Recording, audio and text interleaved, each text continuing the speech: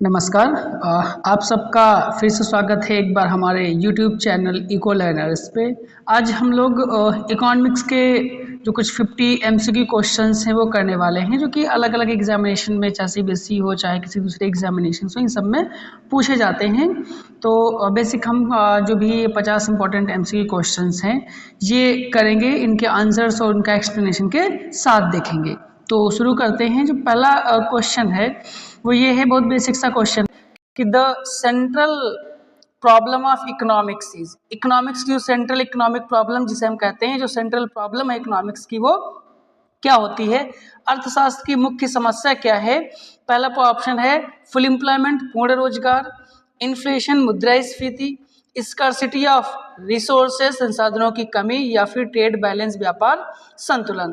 तो देखिए, जब हम सेंट्रल इकोनॉमिक प्रॉब्लम्स पढ़ते हैं कि कौन कौन सी सेंट्रल इकोनॉमिक प्रॉब्लम्स होती हैं, क्यों अराइजेज होती हैं, तो वहाँ पे हम कुछ सेंट्रल इकोनॉमिक प्रॉब्लम्स पढ़ते हैं। जैसे कि पहला क्या है, what to produce, how to produce and for whom to produce, ये हमारी सेंट्रल इकोनॉमिक प्रॉब्लम्स हैं।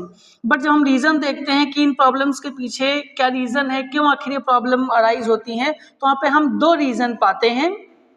एक रीजन है कि ह्यूमंस की जो वांट्स है, जो नीड्स होती हैं, वो कैसी होती हैं। ह्यूमन वांट्स है, जो नीड्स होती हैं, वो अनलिमिटेड होती हैं, जबकि उन्हीं वांट्स और नीड्स को फुलफिल करने के लिए, उन्हीं वांट्स या नीड्स को फुलफिल करने के लिए जो डिजायर्स होती हैं, है ना, उसी वांट्स और नीड्स को फुलफिल करने के लिए क्या, जो ह्यूमन डिजायर्स होती हैं, वो कैसी होती हैं, वो स्केर्स इन नेचर होती हैं। कैसी होती हैं वो, स्केर्स इन नेचर होती हैं। कैसी, वो स्कैरसिटी में पाई जाती हैं। कहे में, वो स्केर्स होती हैं, मीन्स संसाधन कम होते हैं। तो एक दो ये, और तीसरा अल्टरनेटिव यूजेस होता है। तो यहाँ पर जो ऑप्शंस दिए हैं उनमें सही ऑप्शन क्या होगा, the central problem of economics is scarcity of resources. क्या होगा इसका सही ऑप्शन, स्कैरसिटी ऑफ रिसोर्सेज। कौन सा ऑप्शन होने वाला है, option number C, scarcity of resources इस क्वेश्चन का सही आंसर होगा। Next question, who is called the father of economics. Father of economics हम किसे कहते हैं। देखिए ऑप्शन कौन सा है, पहला है Karl Marx, Adam Smith, Alfred Marshall और जेएम कीन्स से जॉन बेनार्ड कीन्स। देखिए फादर ऑफ इकोनॉमिक्स हम किसे कहते हैं, फादर ऑफ इकोनॉमिक्स कहा जाता है किसको, एडम स्मिथ को। किसको, एडम स्मिथ को। तो इस क्वेश्चन का जो सही आंसर होगा वो कौन होगा, option number B, Adam Smith को हम कहते हैं फादर ऑफ इकोनॉमिक्स। ठीक है, देखते हैं अब नेक्स्ट क्वेश्चन हमारा कौन सा है।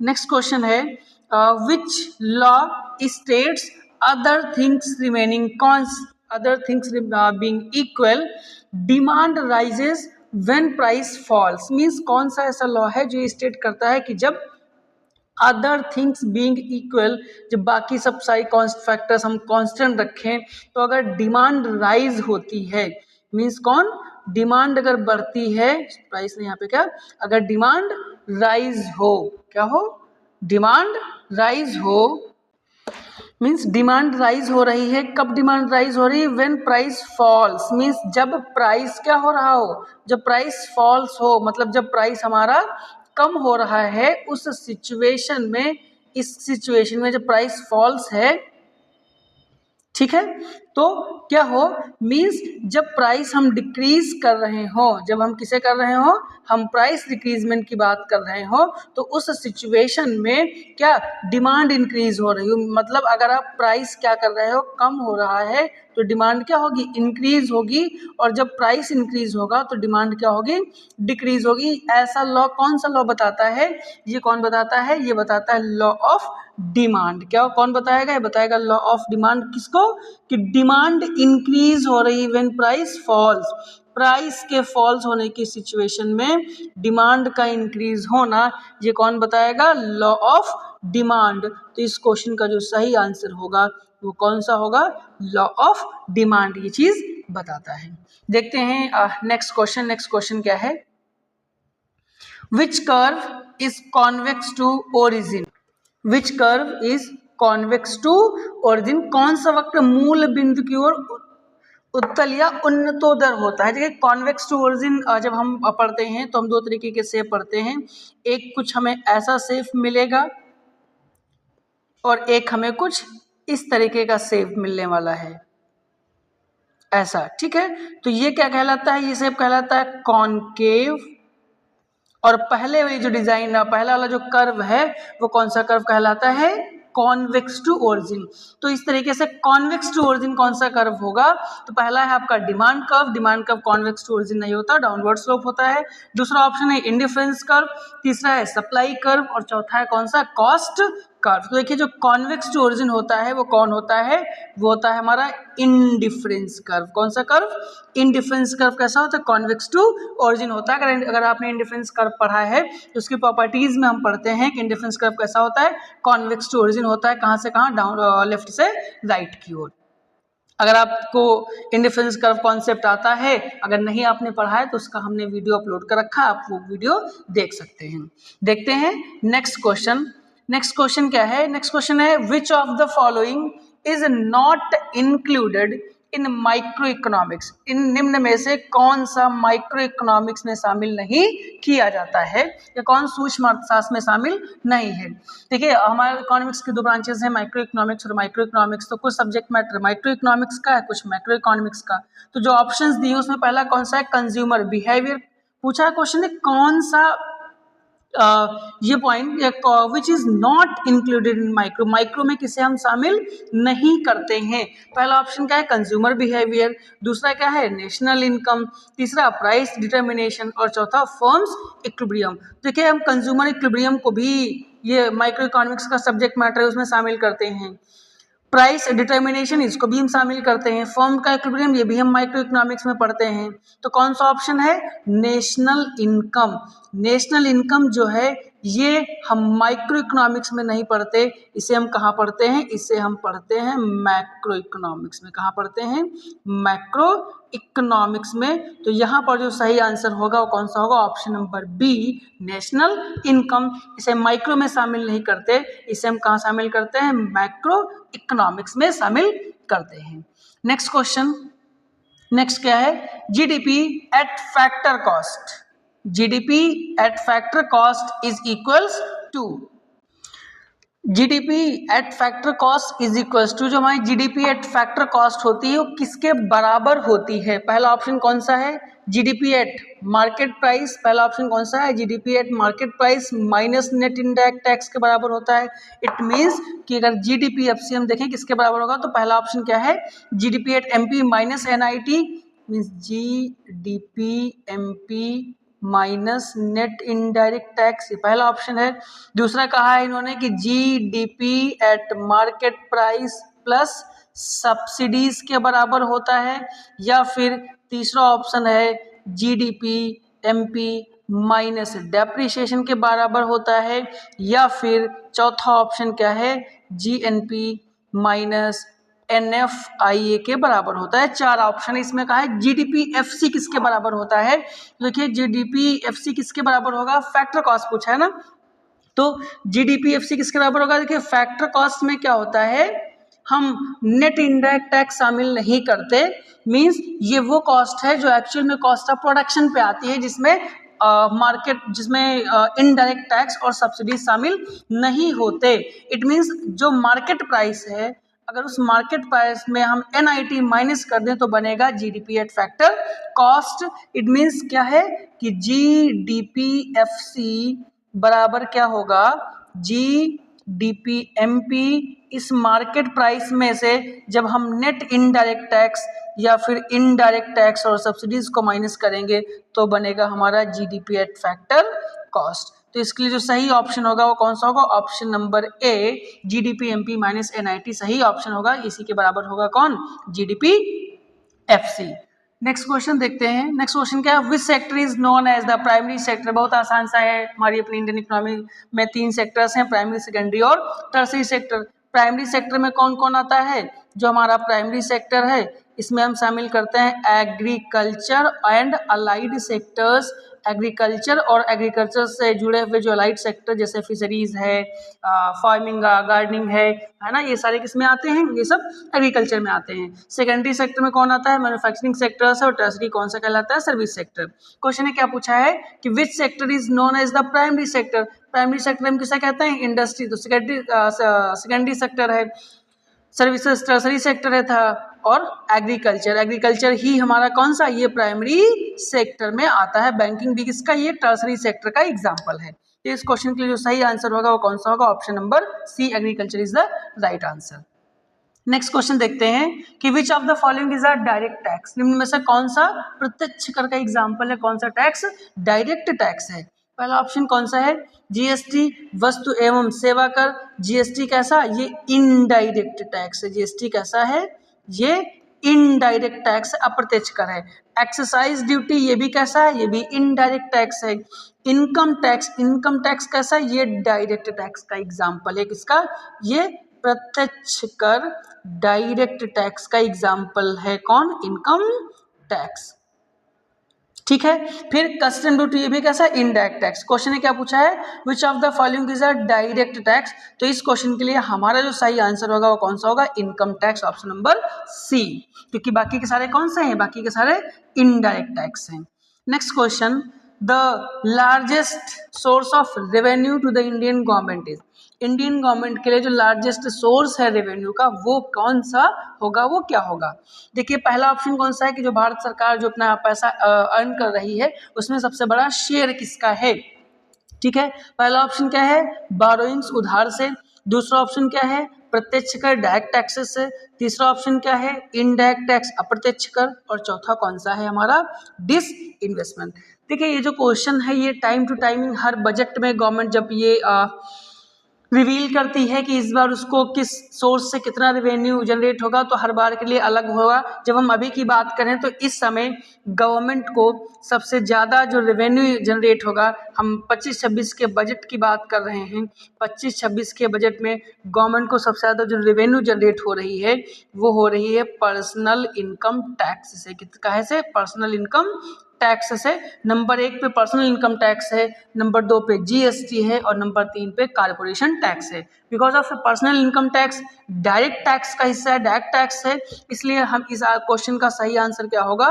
Direct tax. ये अभी के पर्सपेक्टिव में है, आगे क्या होगा, पास्ट में क्या था वो अलग हो सकता है। जैसे इसके पहले गवर्नमेंट को जीएसटी से इनकम ज़्यादा होती थी तो उस पर्सपेक्टिव में उसका आंसर इनडायरेक्ट टैक्स हो सकता था, इसलिए ये 25-26 के बजट की बात है। इसलिए इसका आंसर सही कौन सा होगा? Option number B, direct tax. Next question, the demand curve slopes. मांग वक्र किस दशा में ढलान करता है? हम सबको पता है कि जो हमारा डिमांड कर्व है ना, कमोडिटी एक्स एंड इधर प्राइस, जो हमारा डिमांड कर्व है वो कैसा बनता है? वो डाउनवर्ड स्लोप बनता है। डिमांड कर्व कैसा? डाउनवर्ड स्लोप बनता है, वो भी किधर? लेफ्ट से राइट की ओर। तो द डिमांड कर्व स्लोस, मांग वक्र का जो ढलान है, ढाले किधर होता है? डाउनवर्ड होता है, नीचे की ओर होता है। तो इसका सही ऑप्शन कौन सा होगा? ऑप्शन नंबर बी, डाउनवर्ड होगा। Next question, mix economy refers to. मिश्रित अर्थव्यवस्था का तात्पर्य क्या है? देखिए, 3 तरीके की हमारा इकोनॉमिक सिस्टम है, 3 तरीके की इकोनॉमीज हैं, कैपिटलिस्टिक इकोनॉमी, सोशलिस्टिक इकोनॉमी और मिक्स्ड इकोनॉमी। कैपिटलिस्टिक इकोनॉमी वो इकोनॉमी है जहां पर जो फैक्टर्स ऑफ प्रोडक्शन है वो ओन किए जाते हैं, अर्न किए जाते हैं किसके जरिए? प्राइवेट इंडिविजुअल्स के हाथों में। जबकि सोशलिस्टिक इकोनॉमी वो इकोनॉमी जहाँ पर सारे जो मीन्स ऑफ प्रोडक्शन है which is owned by the government या पब्लिक। जबकि मिक्स इकोनॉमी ऐसी इकोनॉमिक सिस्टम है जहाँ पर means of production, factors of production, उत्पादन के साधन पब्लिक सेक्टर और प्राइवेट सेक्टर दोनों के द्वारा ओन किए जाते हैं। तो मिक्स इकोनॉमी में किसका है? को एग्जिस्टेंस होता है पब्लिक एंड प्राइवेट सेक्टर का। तो इस क्वेश्चन के लिए जो सही आंसर होगा वो कौन सा होगा? ऑप्शन नंबर सी, को existence of public and private sector. केवल पब्लिक सेक्टर अगर है तो हम उसे क्या कहते हैं? कैपिटलिस्टिक इकोनॉमी या कैपिटलिज्म। केवल अगर पब्लिक सेक्टर है तो उसे हम कैपिटलिस्टिक नहीं, उसे हम क्या नाम देते हैं? उसे हम सोशलिस्टिक इकोनॉमी का नाम देते हैं। कौन सा नाम देते हैं? इसे हम केवल पब्लिक सेक्टर के द्वारा ओन किया जाता है तो सोशलिज्म या फिर सोशलिस्टिक इकोनॉमी कहलाएगा। केवल प्राइवेट सेक्टर है तो वो क्या कहलाता है? कैपिटलिस्ट इकोनॉमी कहलाता है। ठीक है, तो क्वेश्चन ने मिक्स्ड इकोनॉमी पूछा था, तो मिक्स्ड इकोनॉमी क्या होगा? जहां पर कोई एग्जिस्टेंस हो प्राइवेट और पब्लिक सेक्टर का। देखते हैं next question, which is the apex bank of India. हमारा एपेक्स बैंक कौन सा है? State bank of India, reserve bank of India, NABARD या फिर आईसीआईसीआई। देखिए, हमारा अपना जो सेंट्रल बैंक है किसी भी कंट्री में, जो वहाँ का सेंट्रल बैंक है जो रूल्स रेगुलेशंस, जो मॉनेटरी सप्लाई, इन सबको कंट्रोल करता है वो अपेक्स बैंक कहलाता है। और हमारा अपना अपेक्स बैंक कौन सा है? सेंट्रल बैंक, जिसको हम क्या कहते हैं? Reserve bank of India, RBI. RBI का इस्टेब्लिशमेंट कब हुआ था? आरबीआई का इस्टेब्लिशमेंट हुआ है 1 अप्रैल 1935। 1 अप्रैल 1935 को आरबीआई का इस्टेब्लिशमेंट हुआ है। जब आरबीआई का इस्टेब्लिशमेंट हुआ था तो इसका जो हेडक्वार्टर था वो कोलकाता में था, बट 2 साल के बाद 1937 में इसे शिफ्ट कर दिया गया कोलकाता से। कहाँ? महाराष्ट्र, मुंबई में। तो इस क्वेश्चन का जो सही आंसर होगा कि हमारा अपेक्स बैंक कौन सा है? Reserve bank of India, RBI. Next question, which of the following is not a function of money? निम्न में से कौन सा मुद्रा का कार्य नहीं है? Which of the following is not a function of money? तो पहला ऑप्शन कौन सा? Store of value. Store of value होता है मनी का फंक्शन। जब आप मनी के फंक्शंस पढ़े होंगे, पढ़ा होगा आपने करेंसी बैंकिंग में या मनी में, तो पहला स्टोर ऑफ वैल्यू मूल्य का भंडारण, मुद्रा मूल्य के भंडारण के रूप में काम करता है। मेजर ऑफ वैल्यू, वैल्यू किसी भी गुड्स एंड सर्विस की वैल्यू भी हम मनी के टर्म्स में मेजर करते हैं। Barter of goods, barter of goods का काम नहीं करता। कौन? मनी बार्टर ऑफ गुड्स का काम नहीं करता। Next option, medium of exchange. ये तो हमें पता है कि मीडियम ऑफ एक्सचेंज के जैसे तो मनी काम करता ही है। मनी ही वो है जो as a medium of exchange अभी हमारे लिए काम करता है। तो इस क्वेश्चन का सही ऑप्शन कौन सा होगा? Barter of goods. ऐसा काम ये मनी नहीं करता, क्योंकि बार्टर सिस्टम क्या कहता है? गुड्स के बदले में गुड्स को हम एक्सचेंज करें, तो बार्टर सिस्टम बनता था। मनी आया ही था उस बार्टर सिस्टम को रिप्लेस करने के लिए या उसकी डिमेरिट्स को दूर करने के लिए। तो इस क्वेश्चन के लिए जो सही आंसर होगा वो कौन सा होगा? वो होगा हमारा बार्टर ऑफ गुड्स। ही हमारा आंसर सही होगा। देखते हैं next question, Which curve shows all combinations of two goods providing equal satisfaction? निम्न में से कौन सा कर्व दो वस्तुओं के ऐसे सभी संयोजन दिखाता है जो समान संतुष्टि देते हैं? मीन्स पहला कर्व कौन सा curve? Demand curve. Demand curve क्या करता है? प्राइस और क्वांटिटी के बीच में रिलेशनशिप रिप्रेजेंट करता है, तो यह आंसर नहीं हो सकता। इनडिफरेंस कर्व, उदासीनता वक्र। अगर आपने इनडिफरेंस कर्व पढ़ा है तो आपको पता होगा इनडिफरेंस कर्व वो कर्व है जो एक कंज्यूमर को, है ना, वो सारे कॉम्बिनेशंस को रिप्रेजेंट करता है जिस पर एक कंज्यूमर को इक्वल सेटिस्फैक्शन मिलता है। नेक्स्ट है प्रोडक्शन कर्व, जो कि प्रोडक्शन को रिप्रेजेंट करेगा, और सप्लाई कर्व एक फिक्स प्राइस पर या अलग अलग प्राइसेस पे अलग अलग क्वांटिटी सप्लाइड को रिप्रेजेंट करते हैं। तो सारे कॉम्बिनेशन नहीं दिखाते। कॉम्बिनेशन दिखाने वाला कर्व कौन सा कर्व है? Indifference curve. तो इस क्वेश्चन का सही आंसर कौन होगा? Indifference curve, option number B. अभी मैंने कहा था क्वेश्चन इंडिफरेंस कर्व का आया था कि अगर आपको इंडिफरेंस कर्व कॉन्सेप्ट नहीं पता तो वीडियो अपलोड है, आप वो देख सकते हैं। इधर हम लिखते हैं गुड्स एक्स, वाई एक्सिस पे हम लिखेंगे कमोडिटी या गुड्स कौन सी? वाई, है ना। ये हम एक इंडिफरेंस कर्व बनाते हैं, ये हमारा इंडिफरेंस कर्व है। इस पर कंज्यूमर के बहुत सारे कॉम्बिनेशंस होते हैं। मान लो कंज्यूमर 3 कॉम्बिनेशन अगर है गिवन इनकम पे, ए बी और सी, इन्हीं ए बी और सी कॉम्बिनेशन को मिलाने वाली जो लाइन है, ये लाइन ऐसे इंडिफरेंस कर्व कहलाता है ना। और इस इंडिफरेंस कर्व पे कंज्यूमर के जितने कॉम्बिनेशन है ए बी और सी, इन सब से उस कंज्यूमर को बराबर सेटिस्फेक्शन मिलता है। इसलिए इस क्वेश्चन का सही आंसर नंबर बी होगा। नेक्स्ट देखते हैं, who said economics is the study of Mankind in the ordinary business of life? किसने ये कहा है कि economics ordinary business of life में किसने कहा है कि ऑर्डिनरी बिजनेस ऑफ लाइफ में इकोनॉमिक्स स्टडी है किसकी? मैनकाइंड की। मीन्स अर्थशास्त्र मानव के सामान्य जीवन के व्यवसाय का अध्ययन है। ये किसने कहा है? एडम स्मिथ ने, अल्फ्रेड मार्शल ने, रॉबिन्स ने या फिर कीन्स ने? तो देखिए ह्यूमन मैनकाइंड की बात की, किसकी बात की है? ह्यूमन मैनकाइंड की बात की है या फिर ह्यूमन वेलफेयर की बात की है। और वेलफेयर की डेफिनेशन किसने दी थी? अल्फ्रेड मार्शल ने दी थी। इसलिए इस क्वेश्चन का सही आंसर कौन होगा? Alfred Marshall. नेक्स्ट क्वेश्चन देखते हैं, The situation when aggregate demand is more than aggregate supply is called। ऐसे सिचुएशन जहां पर समग्र मांग एग्रीगेट डिमांड, है ना, एग्रीगेट सप्लाई से ज्यादा हो जाए, मतलब किसी गुड्स एंड सर्विस की मांग जब ज्यादा हो उसकी सप्लाई के कंपैरिजन में, तो उसे क्या कहते हैं? पहला ऑप्शन है इन्फ्लेशन, दूसरा है डिफ्लेशन, रिसेशन एंड डिप्रेशन। देखिए हमको पता है कि जब भी किसी गुड्स की डिमांड ज़्यादा होगी, जब किसी गुड्स या सर्विस की मांग ज़्यादा होगी उसके सप्लाई के कंपैरिजन में, तो जब उसकी मांग ज़्यादा होगी उसके सप्लाई के कंपैरिजन में, मीन्स खरीदार ज़्यादा है, उस गुड्स की सप्लाई कम है, तो उस सिचुएशन में उस गुड्स या सर्विस का प्राइस क्या होता है, राइज होने लगता है। और बढ़ते हुए प्राइसेस को ही हम किसका नाम देते हैं, मुद्रास्फीति का, इन्फ्लेशन का। तो ये जो क्वेश्चन है जहां पर कहा गया है कि एग्रीगेट डिमांड अगर एग्रीगेट सप्लाई से ज़्यादा हो तो उस सिचुएशन को क्या कहते हैं, हम उसे मुद्रास्फीति कहते हैं, उसे हम इन्फ्लेशन कहते हैं। देखते हैं नेक्स्ट क्वेश्चन कि which of the following is an example of public goods, इनमें से कौन सा एग्जाम्पल है एक सार्वजनिक वस्तु का। कौन सी वस्तु एक सार्वजनिक वस्तुएं हैं। हम गुड्स को डिवाइडेशन दो पार्ट्स में करते हैं पब्लिक फाइनेंस में, पब्लिक गुड्स और प्राइवेट गुड्स। पब्लिक गुड्स क्या होती हैं, प्राइवेट गुड्स क्या होती हैं, इसके अलावा merit goods and demerit goods भी हैं। इसके लिए हमने एक अलग से वीडियो अपलोड कर रखा है, आप वो वीडियो देख सकते हैं। पहला एग्जांपल है स्ट्रीट लाइटिंग, सड़क प्रकाश, कार, मोबाइल फोन और टेलीविजन। देखिए जो पब्लिक गुड्स का एग्जांपल पूछा गया है, कार ये किसका है, ये प्राइवेट गुड्स का एग्जांपल है, मोबाइल फोन ये प्राइवेट गुड्स का एग्जांपल, टेलीविजन ये तीनों किसके, ये प्राइवेट गुड्स के एग्जांपल हैं, because these goods are owned by private individuals, और वही इसका इस्तेमाल करेगा जो इसके लिए पैसा पे करेगा, जो उस चीज का जो इसका मालिक होगा वही इस्तेमाल करेगा। बट स्ट्रीट लाइटिंग कैसा एग्जाम्पल है, ये पब्लिक गुड्स का इस्तेमाल है, पब्लिक गुड्स का एग्जाम्पल है, इसका यूज कोई भी कर सकता है, और अगर एक इंसान यूज करेगा तो ऐसा नहीं है, दूसरा उसका कंजप्शन करने से, दूसरा उसका इस्तेमाल करने से वंचित रहेगा, दूसरा उसका इस्तेमाल नहीं कर सकता।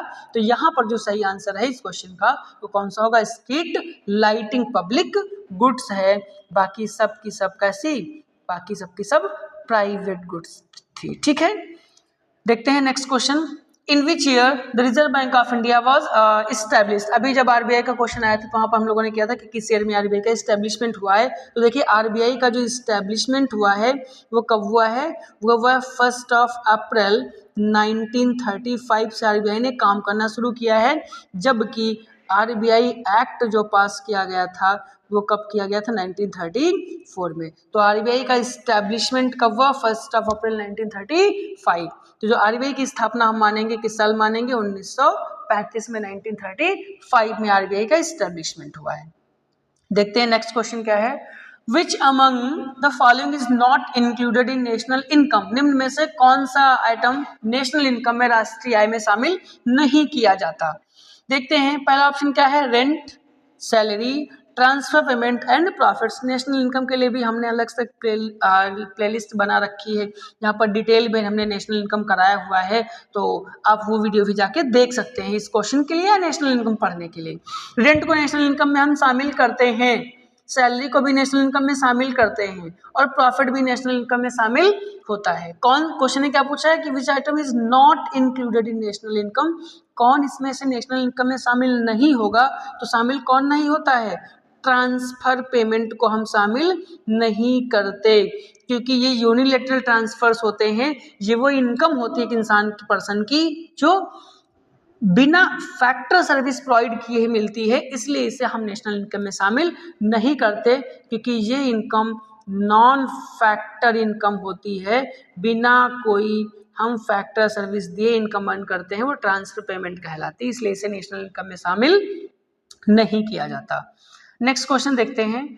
नेक्स्ट क्वेश्चन कह रहा है कि व्हेन प्राइस इंक्रीजेस, जब क्या हो रहा हो, प्राइस इंक्रीज हो रहा हो, सप्लाई आल्सो इंक्रीजेस, सप्लाई भी क्या हो रही है, इंक्रीज हो रही हो, this statement is known as, कि जब प्राइस इंक्रीज हो रहा है तो सप्लाई इंक्रीज हो रही है, और इसका अपोजिट होगा भाई, जब प्राइस डिक्रीज हो रहा होगा तो सप्लाई भी डिक्रीज हो रही है। तो ऐसा स्टेटमेंट क्या कहलाता है, ये सिंपल सा क्या है, ये लॉ ऑफ सप्लाई है। तो इस क्वेश्चन का जो सही आंसर होगा वो कौन सा होगा, law of supply, option number एक की लॉ ऑफ सप्लाई ही कहता है कि किसी गुड्स का प्राइस इंक्रीज हो रहा है तो उसकी सप्लाई भी इंक्रीज होगी, और अगर प्राइस डिक्रीज हो रहा है तो उसकी सप्लाई डिक्रीज होगी। देखते हैं नेक्स्ट क्वेश्चन क्या है कि विच committee recommended LPG reforms in India. India में जो एलपीजी रिफॉर्म्स आए, लिबरलाइजेशन, प्राइवेटाइजेशन और ग्लोबलाइजेशन रिफॉर्म्स जो आए, कब आए, 1990 वन में, उसे MLPG मॉडल भी कहते हैं। ये रिफॉर्म्स किस कमेटी के रिकमेंडेशन पे थे? नरसिम्हन कमेटी के रिकमेंडेशन पे थे, या केलकर कमेटी के रिकमेंडेशन पे थे, या फिर रंगाराजन कमेटी पे थे, या फिर तेंदुलकर कमेटी पे थे? तो देखिए जो LPG रिफॉर्म्स आए वो किस कमेटी पे आए? वो हमारे नरसिम्हन कमेटी पे आए। किस कमेटी पे आए हैं? जो LPG रिफॉर्म्स आए हैं वो नरसिम्हन कमेटी के दिए हुए थे। ठीक है, तो इस क्वेश्चन का जो सही आंसर होगा वो कौन सा होगा? Option number A, LPG reforms in India is implemented on the recommendation of Narasimhan committee. ठीक है, next question, national income is the sum total of, राष्ट्रीय आय किसका योग है? मीन्स नेशनल इनकम में हम किसे शामिल करते हैं? तो अभी हमने बात की थी प्रीवियस क्वेश्चन में ट्रांसफर इनकम के साथ साथ, या फिर मैंने कहा कि अगर आपको नेशनल इनकम पढ़ना है, समझना है, इसके हमने सारे वीडियोस अलग से अपलोड कर रखे हैं। तो नेशनल इनकम की डेफिनेशन ही क्या है कि क्या है नेशनल इनकम? जब एक इकोनॉमी में उसके अंदर रहने वाले लोगों के द्वारा जो सारी उनकी फैक्टर इनकम होती है, मीन्स लोग जब अपनी फैक्टर सर्विसेज देते हैं तो उन फैक्टर सर्विसेज को प्रोवाइड करने के बदले में जो उन्हें इनकम मिलती है, जब उसे हम ऐड कर लेते हैं, जब हम उसका समेशन कर लेते हैं, तो वो इनकम क्या कहलाती है? नेशनल इनकम कहलाती है। मीन्स नेशनल इनकम क्या है?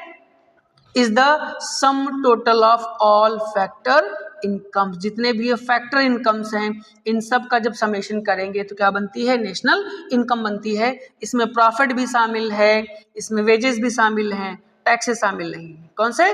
जो फैक्टर इनकम है उन सब में हम शामिल करते हैं, उन्हीं सबको हम शामिल करते हैं नेशनल इनकम कैलकुलेट करते समय।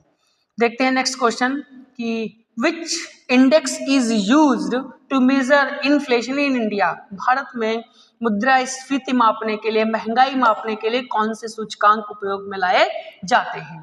पहला है कंज्यूमर प्राइस इंडेक्स, उपभोक्ता मूल्य सूचकांक, दूसरा है सेंसेक्स, तीसरा है होलसेल प्राइस इंडेक्स, और चौथा है GDP डिफ्लेशन। तो देखिए हम इंडिया में जो इन्फ्लेशन मेजर करने के जो ऑप्शंस हैं, जो मेजरमेंट हैं, है ना, बेसिक हम दो इंडेक्स लेते हैं WPI and CPI, wholesale price index and consumer price index. But अभी पहले हम WPI देखते थे, बट 2014 से, कब से?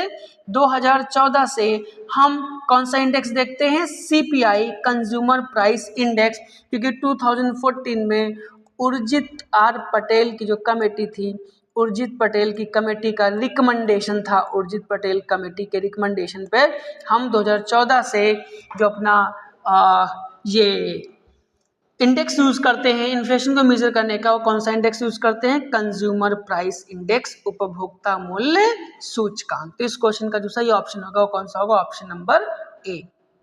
Next question, repo rate means, repo rate का मतलब क्या होता है? देखिए जब हम सेंट्रल इकोनॉमिक प्रॉब्लम्स के टूल्स पढ़ते हैं तो उसमें कुछ क्वांटिटेटिव टूल्स होते हैं, कुछ उसमें क्वालिटेटिव टूल्स पढ़ते हैं।